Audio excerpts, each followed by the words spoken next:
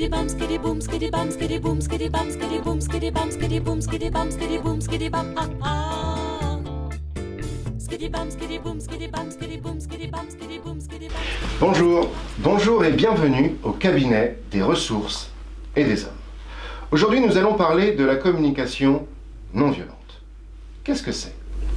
C'est un processus qui s'appuie sur une méthode de communication inventée par un homme, un psychologue américain du nom de Marshall Rosenberg. Il s'est inspiré des travaux de Carl Rogers pour le côté psychologique, mais aussi de Gandhi pour le côté philosophique. Rosenberg explique que la CNV, la communication non violente, vise à entrer en relation avec l'autre de manière coopérative, authentique, paisible et bienveillante. C'est pour lui le langage du cœur.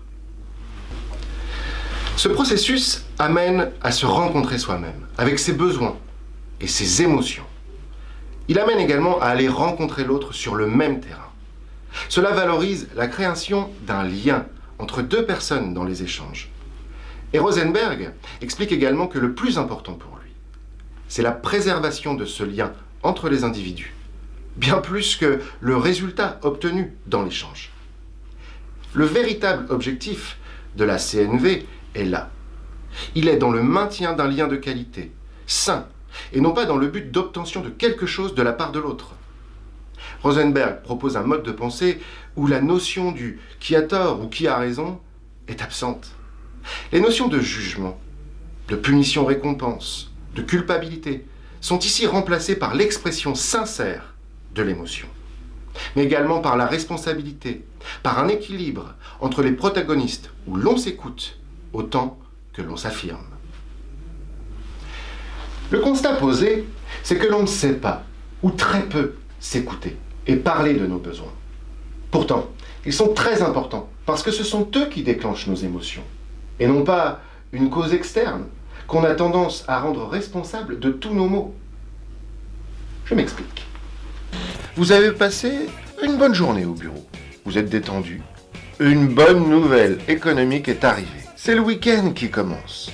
Et en plus, vous avez partagé un petit verre pour l'anniversaire d'un collègue.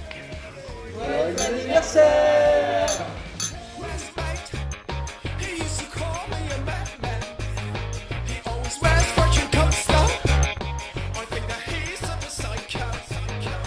Ça vous fait sourire, hein ? Vous vous revoyez au même âge ?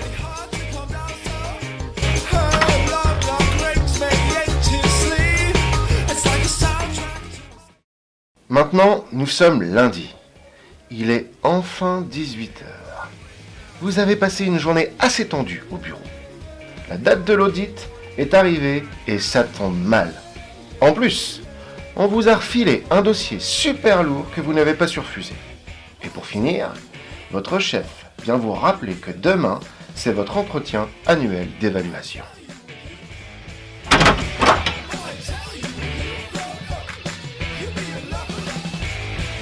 Ça vous fait suer, hein ? Oh, Loulou, ça va pas ou quoi ? Tu baisses le son maintenant.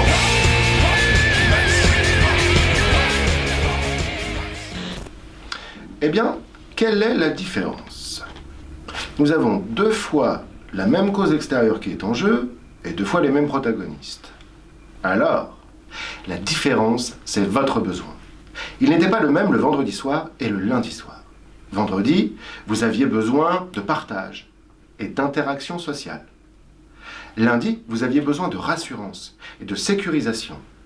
Nos besoins évoluent d'instant en instant et influent de manière directe sur nos émotions.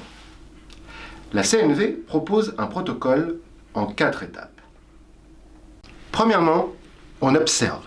On décrit concrètement ce qui nous pose problème dans la relation. Attention, pas de jugement ni d'interprétation. Et l'on va alors commencer par « lorsque je vois »,« lorsque j'entends ». Deuxièmement, l'expression du sentiment. Des émotions fondamentales, il y en a 4. La joie, la peur, la colère, la tristesse. On ne parle que de soi et de l'émotion qui est la nôtre. Attention aux évaluations masquées, qui ne sont pas des émotions à vous. Quand vous vous sentez accusé, agressé ou blessé, surchargé, jugé, incompris, c'est en lien avec quelque chose que l'autre fait et que vous interprétez de manière négative. Vous renoncez à votre responsabilité dans l'affaire. La notion de responsabilité, ici, signifie que vous êtes un coacteur dans l'échange. On identifie son émotion et on l'exprime de la manière suivante. Je me sens. Troisièmement, l'expression de notre besoin à cet instant. Il y a 6 besoins fondamentaux. Le bien-être ou la survie, l'interdépendance, le jeu, l'accomplissement, l'autonomie et la célébration. Par exemple, un besoin d'amour, c'est de l'interdépendance. La confiance, le partage, l'intimité, le respect aussi. Le réconfort, le soutien, c'est un besoin de bien-être. Le divertissement, la récréation, sont des besoins de jeu. La quête de sens, de paix, de réalisation sont classés dans le besoin d'accomplissement. On poursuit alors notre phrase par « parce que j'ai besoin de ». Quatrièmement, on termine par une demande à l'autre. Une vraie demande, exprimée de manière positive, que l'autre a le droit de refuser. Cette demande doit être concrète, réalisable. Elle doit proposer quelque chose et ne pas imposer un changement. Ça donne par exemple « Est-ce que tu serais d'accord pour mettre le volume de ta musique à 2 pendant 30 minutes ?» Bon, ça mérite un petit exemple, non? Regardez.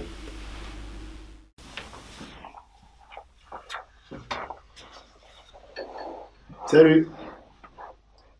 Comment ça va? Comme un lundi, quoi. Juste pas trop envie de bosser. Mais bon, y a pas vraiment le choix. Ouais, moi c'est pareil. J'ai passé un mauvais week-end. Mais bon, on va se motiver.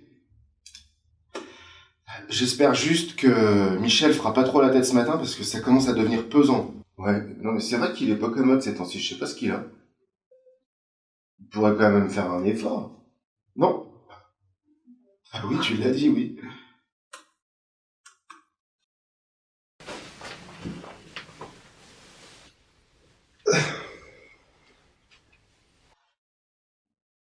Salut. Salut. Ça va? Super, pourquoi? Pourquoi? Bah, t'arrives, tu nous dis pas bonjour depuis une semaine?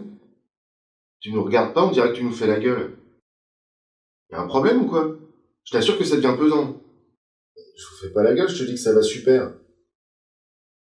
J'ai juste pas envie de travailler, c'est tout. Bah moi non plus. Et alors, ça m'empêche pas de te dire bonjour? Eh ben moi oui. Puis c'est quoi le problème? On est collègues, on est pas copains. Y a pas une loi qui m'oblige à te dire bonjour que je sache. Ça te change quoi si je te dis bonjour ou pas? Oh, tu vas le prendre sur un autre ton. On est peut-être que des collègues, mais enfin y a un minimum de savoir-vivre, non? Attends, c'est moi qui délire ou quoi? Ouais, écoutez les gars, moi c'est vos histoires, tout ça. J'aime pas trop les conflits, moi.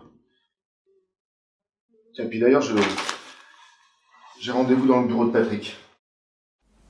Ok. D'accord. Donc c'est chacun pour soi ici. Il y en a un qui m'en veut et qui me fait la tête et l'autre qui me lâche et ne me soutient pas. Alors qu'il n'en pense pas moins. Super les collègues, merci, super.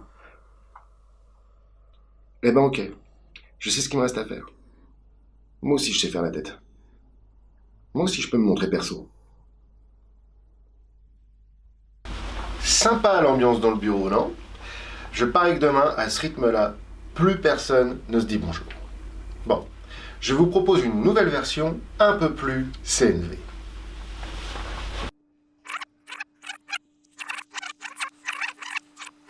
Très bien, je le prends pas pour moi, j'y suis probablement pour rien. Ah mais oui, voilà, c'est ça, je vais tenter un protocole de communication non violente pour réussir à dire ce qui se passe en moi. Et ce dont j'ai besoin. C'est ça, je vais faire ça. Michel,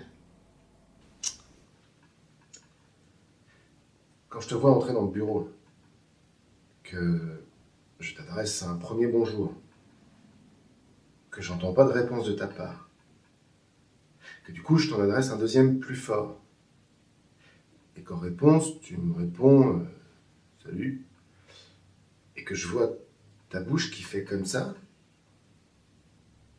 quand tu me dis que ça va super, que j'arrive pas à rentrer en contact visuel avec toi plus d'une seconde,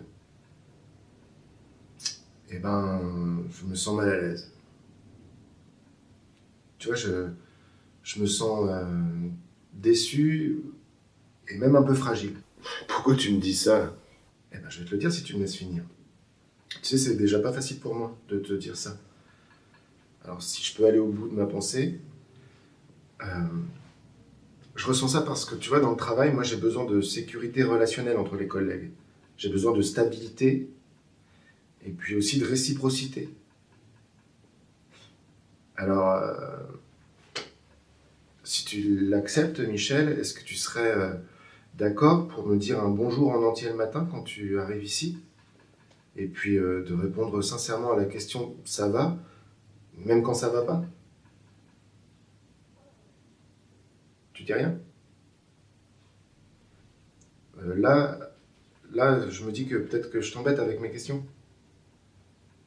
Mais tu sais, c'est important pour moi de te le dire. Parce que si je le fais pas, moi je me connais, je vais commencer à avoir peur. Je vais trembler en arrivant ici le matin, en me demandant quelle ambiance je vais trouver. Et puis alors, tranquillement, de la peur, je vais glisser vers la froideur, la dureté. Et ça, j'en ai pas du tout envie ici, moi. Michel. Bon, ok. Ça va pas fort en ce moment. Du coup, moi, je me blinde pour pas craquer. C'est plus confortable pour moi de rester dans ma bulle. Puis moi, je suis pas très fort en courbettes. Si ça va pas, ça va pas. Ah non, mais ça, c'est pas un problème, Michel. Pour moi, c'est ok, t'as le droit. Hein. Non, ce que je trouve bizarre, c'est que tu ne le dises pas du tout. Mais moi, j'ai pas besoin de courbettes, ni de discours, ni de confidence. J'ai juste besoin d'un bonjour en entier, si tu veux bien. Et puis, voilà, tu me réponds, ça va pas, si ça va pas, c'est pas un problème pour moi. Si tu veux. Mais je te préviens, je serai pas plus causant pour autant. C'est pas grave, ça. Non, c'est ok pour moi, j'ai juste besoin d'un bonjour. C'est comme ça que je me sentirai rassuré, moi. Bien plus qu'un protocole de communication, la CNV est une philosophie de vie, un mode de fonctionnement. Au départ, quand on instaure ce type de fonctionnement dans une entreprise, par exemple, vous allez vous dire que les échanges entre collègues perdent en spontanéité, qu'ils prennent plus de temps. Ça alourdit un peu les échanges. Eh bien, c'est normal. C'est tout un schéma de pensée qu'il faut revoir. Mais passé la première étape, la fluidité, le respect et le non-jugement vont s'installer petit à petit. Et l'on sort alors du « qui a tort ou qui a raison » et des notions qui vont avec, la punition, la récompense, le devoir, la honte et enfin la culpabilité.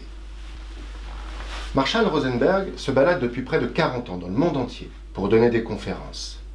Il va dans les écoles, dans les quartiers difficiles, dans les prisons, mais aussi sur des lieux marqués par les conflits, au Rwanda par exemple, ou dans les Balkans, en Palestine. Il forme alors les acteurs de la paix à cette technique, pour faire renaître du lien, de l'écoute, de l'empathie, et surtout pour sortir de l'impasse. Il sillonne la terre avec 2 marionnettes, un chacal et une girafe. Le chacal communique en mode ironique, avec des sous-entendus, des jugements, des intentions prêtées et non vérifiées, de la culpabilité, des bons et des mauvais points qu'il distribue.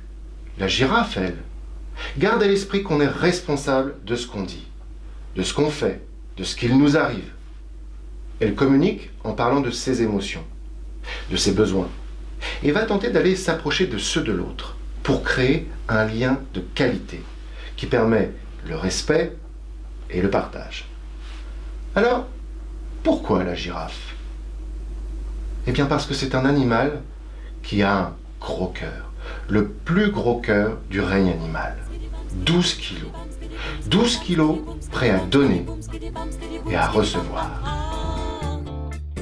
Skitty bum, skitty boom, skitty bum, skitty boom, skitty bum, skitty boom, skitty bum, skitty boom, skitty bum, skitty boom, skitty bum, ah ah. Skitty bum, skitty boom, skitty bum, skitty boom, skitty bum, skitty boom, skitty bum, skitty boom, skitty bum, skitty boom, skitty bum, ah ah.